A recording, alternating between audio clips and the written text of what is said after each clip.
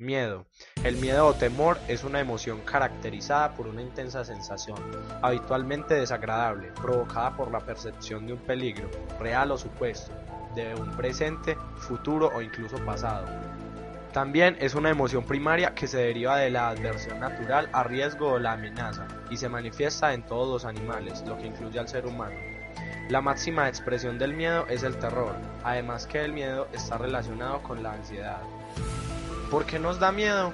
El mecanismo que desata el miedo se encuentra tanto en personas como en animales, en el cerebro, concretamente en el cerebro reptiliano, que se encarga de regular las acciones esenciales para la supervivencia como comer y respirar, y en el sistema límbico, que es el encargado de regular las emociones, la lucha, la huida, la evitación del dolor y en general todas las funciones de conservación del individuo y de la especie.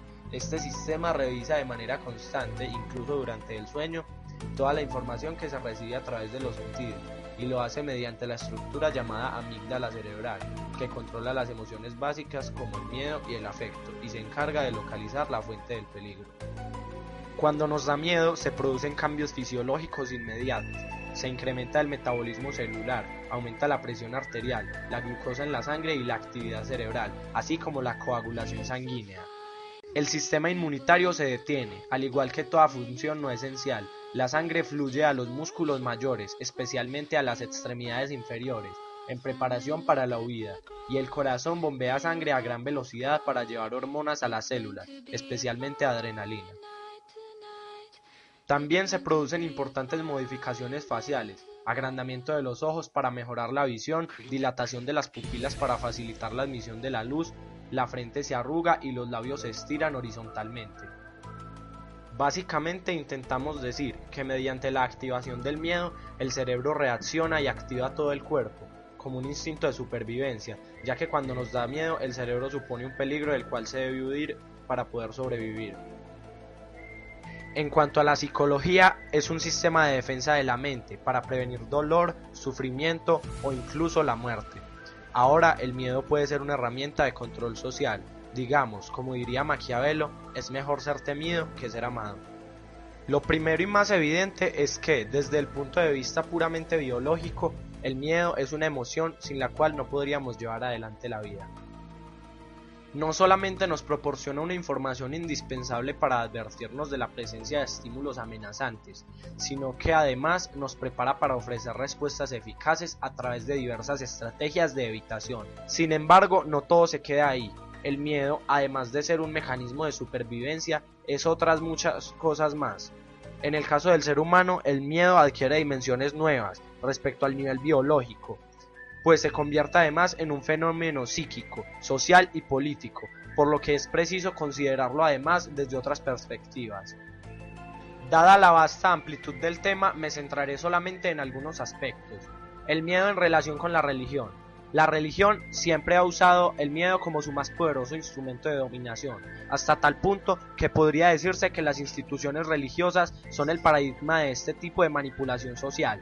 A las personas se les educa desde su infancia en el miedo al pecado, a lo impuro, a lo diabólico. La introyección del discurso represor facilita el control de los creyentes. Algunas religiones se sirven de la amenaza del sufrimiento infinito y eterno para atemorizar a aquellos que no creen en sus dogmas y no cumplen sus normas. El miedo en relación con el poder político y económico. Todos los totalitarismos, sin excepción, abusan del miedo como instrumento de cohesión social.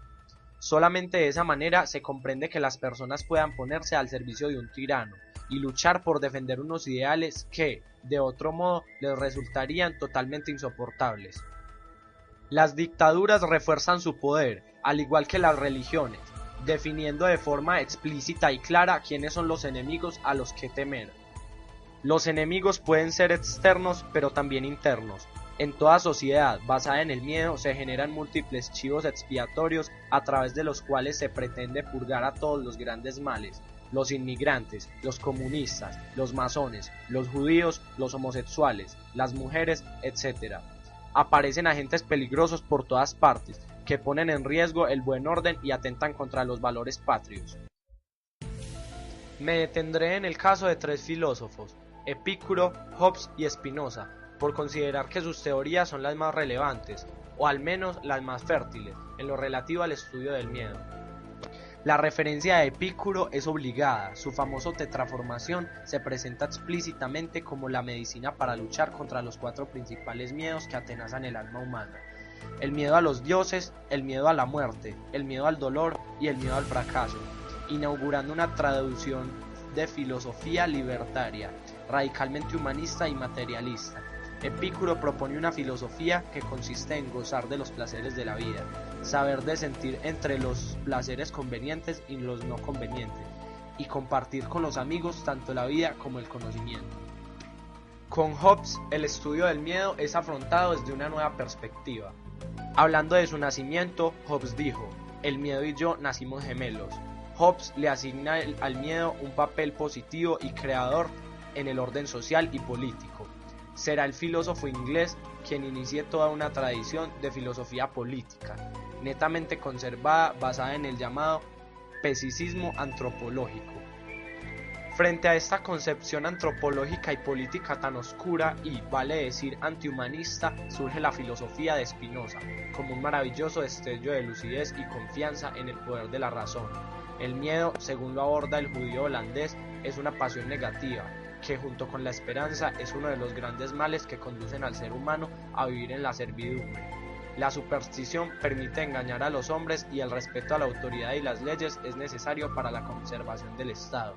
De ahí que el miedo sea un instrumento útil, pero no puede ser un fin en sí mismo.